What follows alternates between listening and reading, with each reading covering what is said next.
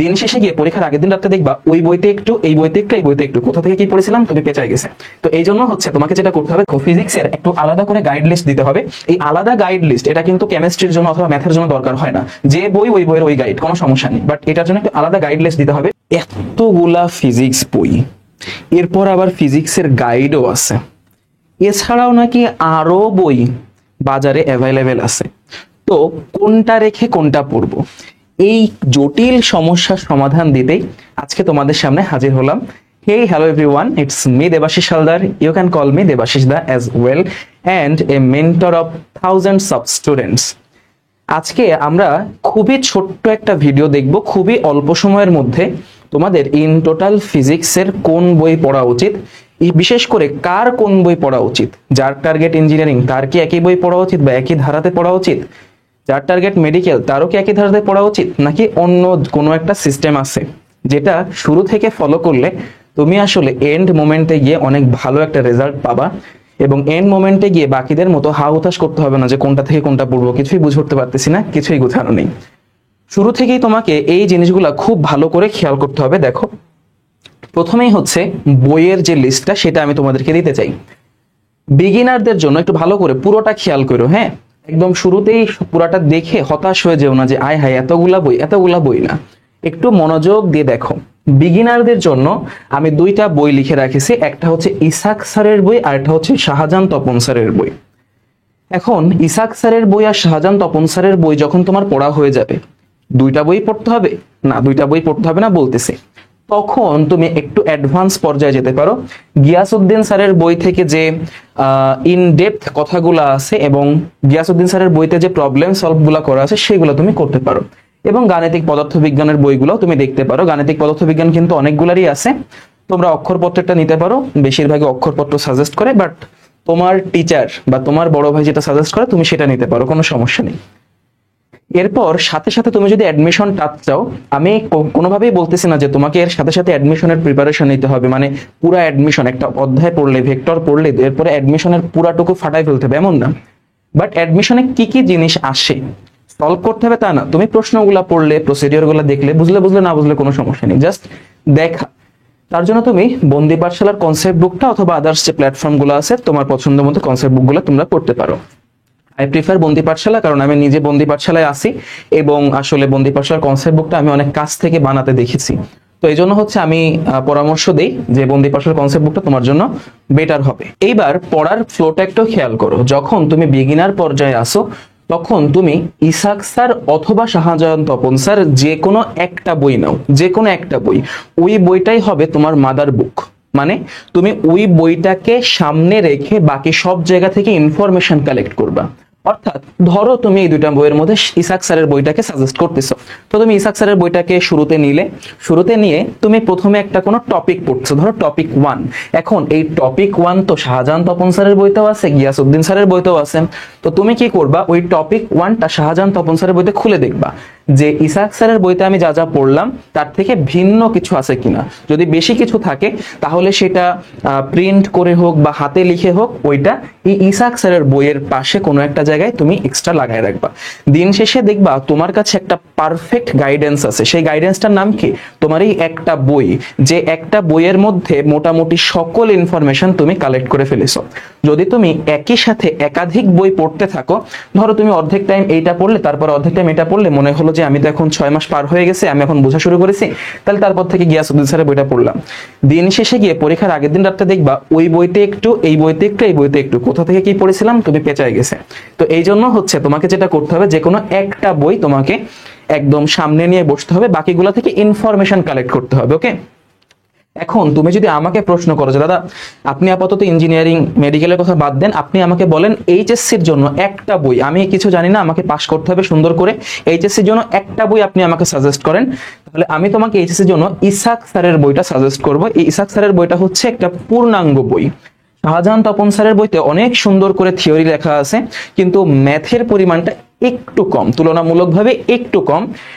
গিয়াসউদ্দিন স্যারের বইতে ম্যাথের পরিমাণটা অনেক বেশি, অনেক। তো ইসাক স্যারের বইটা হচ্ছে এমন একটা বই যেখানে মোটামুটি সবকিছু একটা মডারেট ভাবে দেওয়া আছে, এবং প্রত্যেকটা টপিক শেষে ওই টপিকের উপরও কিছু কিছু ছোট ছোট ম্যাথ দেওয়া আছে যেগুলো তুমি টপিকের সাথে সাথে প্র্যাকটিস করতে পারবা। এই জন্য হচ্ছে যদি একটা বই বলা হয় তাহলে আমার ব্যক্তিগত মতামতে এটা কিন্তু কোনো ধরনের এমন না যে এই বইটা খারাপ ওই বইটা ভালো, এমন কোনো বিষয় না, ঠিক আছে। আমি ব্যক্তিগতভাবে আমার এক্সপার্টাইজের জায়গা থেকে আমি মোটামুটি 3টা বই খুব ভালো করে পড়াশোনা করা হয়েছে আমার, সেই জায়গা থেকে আমি বলবো ইসাক স্যারের বইটা তোমার জন্য ভালো হবে।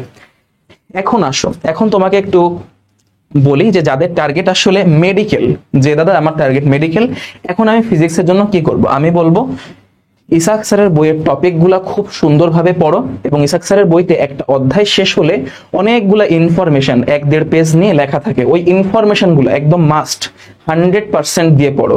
এবং তারপর ইসাক স্যারের বইতে প্রতি অধ্যায় শেষে অনেকগুলো এমসিকিউ আছে, এমনও কথা শোনা যায় যে মেডিকেলে নাকি ওই এমসিকিউ থেকে একদম হুবহু অনেক সময় তুলে দেয়। তো তোমরা ইসাক স্যারের বইটা যারা মেডিকেলে পড়বা তারা অবশ্যই এবং অবশ্যই ইসাক স্যারের বইটা প্রথম থেকেই ফলো করবা, ঠিক আছে। প্রথম থেকে ফলো করলে এমন না যে তোমার এইচএসসি হাত ছাড়া হয়ে যাচ্ছে, এইচএসসিতেও তোমার ইসাক স্যারের বই লাগবে। তো যাদের টার্গেট মেডিকেল তারা অবশ্যই শুরু থেকে ইসাক স্যারের বইটাই ফলো করবা, যাতে একবারে এইচএসসি প্লাস মেডিকেল দুইটাই একসাথে ইনশাল্লাহ কভার হয়ে যায়। এরপর হচ্ছে দেখো যাদের টার্গেট ইঞ্জিনিয়ারিং, ইঞ্জিনিয়ারিং দেখো তোমরা যে কোনো একটা বই প্রথমে সিলেক্ট করো, সেটা হতে পারে ইসাক স্যার, আমি বলবো ইসাক স্যারের বইয়ের সাথে যাও। তোমরা শাহজাহান তপন স্যারের বইটাও কিন্তু নিতে পারো, অনেক ভালোভাবে লেখা আছে, অনেক ভালো হবে, কোনো সমস্যা নেই। যেটাই হোক ইসাক স্যার অথবা শাহজাহান তপন স্যার, যাদের টার্গেট ইঞ্জিনিয়ারিং, তোমরা যে কোনো একটা বইয়ের সাথে যাও। এবং এরপরে লটস অফ প্রবলেম সলভিং, অনেক অনেক অনেক বেশি প্রবলেম সলভিং করো, অনেক অনেক বেশি প্রবলেম সলভিং বলতে দেখো তুমি গিয়াসউদ্দিন স্যারের বইতে ওই যে প্রত্যেকটা অধ্যায় শেষে কিন্তু অনেকগুলা প্রবলেম দেওয়া আছে গিয়াসউদ্দিন স্যারের বইতে, তোমরা ওইখান থেকে ভালো করে প্রবলেমগুলো সলভ করো। গাণিতিক পদার্থবিজ্ঞানে অনেক প্রবলেম আছে, তোমরা ওইখান থেকে ভালো করে প্রবলেমগুলো সলভ করো, তাহলে দেখবা এই বই থেকে তোমাদের এই দুইটার যে কোনো একটা বই থেকে তোমাদের কনসেপ্টগুলো অসাধারণভাবে ক্লিয়ার হয়ে যাবে। প্লাস একজন টিউটর আসলে লাগে, একজন দক্ষ মেন্টর লাগে ফিজিক্সে, আমি বলবো যে একজন দক্ষ মেন্টর লাগে। তার সাথে সাথে এই দুইটা বই থেকে তুমি ভালোভাবে কনসেপ্ট ক্লিয়ার করলে, খুব সুন্দরভাবে কিছু কিছু ম্যাথও করলে, আর এই জায়গাগুলো থেকে একটু অ্যাডভান্স টাইপের ম্যাথগুলো করে ফেললে। এইবার দেখো ফিজিক্সের একটু আলাদা করে গাইড লিস্ট দিতে হবে। এই আলাদা গাইড লিস্ট এটা কিন্তু কেমিস্ট্রির জন্য অথবা ম্যাথের জন্য দরকার হয় না, যে বই ওই বইয়ের ওই গাইড, কোনো সমস্যা নেই। বাট এটার জন্য একটু আলাদা গাইড লিস্ট দিতে হবে। গাইড লিস্টও বলতে পারো, অথবা দিন শেষে যে টেস্ট পেপার কিনতে হয় যেগুলো, সেগুলোও তুমি বলতে পারো, কোনো সমস্যা নেই। দেখো বিগিনার যারা, তারা একটু অনুপম অথবা লেকচার বা পাঞ্জেরি ফলো করতে পারো, কারণ হচ্ছে এই লেকচার বা পাঞ্জেরির থেকে অনুপমে একটু সহজ ভাষায় লেখা আছে, সহজ ভাষায়। কিন্তু যারা একটু অ্যাডভান্স পর্যায়ে যেতে চাও, আমি এই গাইডের ক্ষেত্রে বলবো যে তোমরা পারলে অ্যাডভান্সটাই খেয়াল করো, গাইডের ক্ষেত্রে, বইয়ের ক্ষেত্রে না, গাইডের ক্ষেত্রে বলবো পারলে অ্যাডভান্সটাই একটু খেয়াল করো। দেখো রয়্যাল সহায়ক বই নামে একটা গাইড আছে, এরকম মোটা, ঠিক আছে, এই যে এইখানেই আছে, হয়তোবা আমি তোমাদেরকে দেখাতে পারি, পুরোটা খুলে দেখালে হয়তো বা একটু কপিরাইট খেয়ে যেতে পারি। তো এই যে বইটা হচ্ছে এরকম মোটা হবে তোমাদের জন্য, এটা ফার্স্ট পেপার, ঠিক আছে, এটা কিন্তু প্রথম পত্র।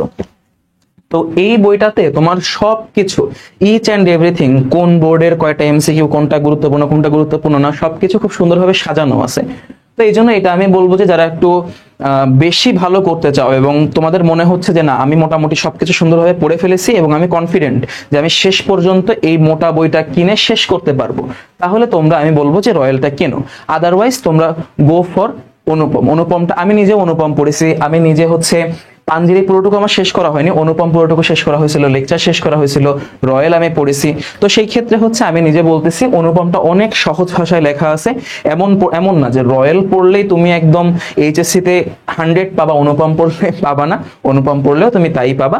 বাট রয়্যালটা অনেক বেশি গুছানো, তোমার একটু কষ্ট কম হবে, যেখানে এখানে হয়তো তোমার গুছাতে একটু কষ্ট হতে পারে। তো এই ছিল হচ্ছে টোটাল ফিজিক্সের ওভারঅল কথা। তাহলে দেখো ওভারঅল কথা আমরা কি বললাম, ওভারঅল কথা বললাম আমাদের যদি একটা বই সিলেক্ট করতে হয়, আমি আবারও বলি, আমাকে কিন্তু ইসাক স্যারের বই থেকে কোনো ধরনের কোনো ওই যে বলে না পেমেন্ট করা, এরকম কোনো পেমেন্ট করা হয়নি। বা আমাকে কিন্তু এই যে আমি এখানে তোমাকে অনুপমের নাম বললাম, রয়্যালের নাম বললাম, এগুলার নাম বললাম, এইখান থেকে কোনো ধরনের কোনো পেমেন্ট বা ওই ধরনের কিছুই করা হয়নি। আমার নিজের মতামত অনুসারে আমি তোমাদের জন্য যেটা সব থেকে ভালো বুঝতেছি আমি শুধুমাত্র সেটাই বলতেছি। এটা একদম নিউট্রাল কথা, ঠিক আছে, একদম নিউট্রাল কথা। তো তোমাদের জন্য একদম শুরুতে হচ্ছে ইসাক স্যারের বইটা অথবা শাহজাহান তপন স্যারের বইটা দেখতে পারো। এরপরে অধিক ম্যাথ প্র্যাকটিসের জন্য গাণিতিক পদার্থবিজ্ঞান অথবা গিয়াসউদ্দিন স্যারের বই দেখতে পারো। আর যদি চাও অধ্যায়ের সাথে সাথে তোমরা একটা অ্যাডমিশনের টাচ পাবা, অ্যাডমিশনের টাচটা নেও। তো আমি বলবো যে অ্যাডমিশনের টাচটা তোমরা নিতে পারো, ঠিক আছে? অ্যাডমিশনের টাচ পাবা, তাহলে সেটা বিপি কনসেপ্ট বুক অথবা আদার্স যে কনসেপ্ট বুকগুলো আছে তোমাদের ইচ্ছা মতো তোমরা নিতে পারো। মেডিকেলের জন্য ইসাক স্যারের বইয়ের বিকল্প নেই আসলে। ইঞ্জিনিয়ারিং এর জন্য যে কোনো একটা বই সিলেক্ট করো, are lots of problem solving, যত বেশি তুমি সূত্র প্রয়োগ করে প্রবলেম সলভ করতে পারবা, তুমি মনে রাখবা ততই তুমি ইঞ্জিনিয়ারিং এর জন্য প্রিপেয়ার্ড হচ্ছ। তোমার ব্রেনটাকে যত বেশি আসলে তুমি ইউজ করাতে পারবা। ওকে, এরপর হচ্ছে গাইড। গাইড বিগিনারদের জন্য অনুপম, এটা অনেক সহজ ভাষায় লেখা আছে, লেকচার বা পাঞ্জেরিও তুমি শেষ করতে পারো। আর অ্যাডভান্স মানে রয়্যাল, রয়্যালে একদম সুন্দর করে সাজানো গোছানো সবকিছু বলা আছে। তো আশা করি আমি তোমাদেরকে ফিজিক্সের যে গাইড এবং বইয়ের লিস্টটা আছে সেটা খুব সুন্দরভাবে গুছাই দিতে পারিছি। তোমাদের অন্য কোনো বইয়ের চাহিদা আছে কিনা এটা আমাকে বলিও। আমি চেষ্টা করবো এর পরবর্তীতে ম্যাথ, কেমিস্ট্রি, বায়োলজি এই জিনিসগুলো তোমাদেরকে দেওয়ার। আর তোমাদের কোনো চাহিদা থাকলে অবশ্যই আমাকে জানিও। অনেক ভালো থাকিও, আমার জন্য দোয়া রাখিও। তোমাদের সকলের জন্য অনেক অনেক শুভকামনা। Wishing you a very very very good lakh.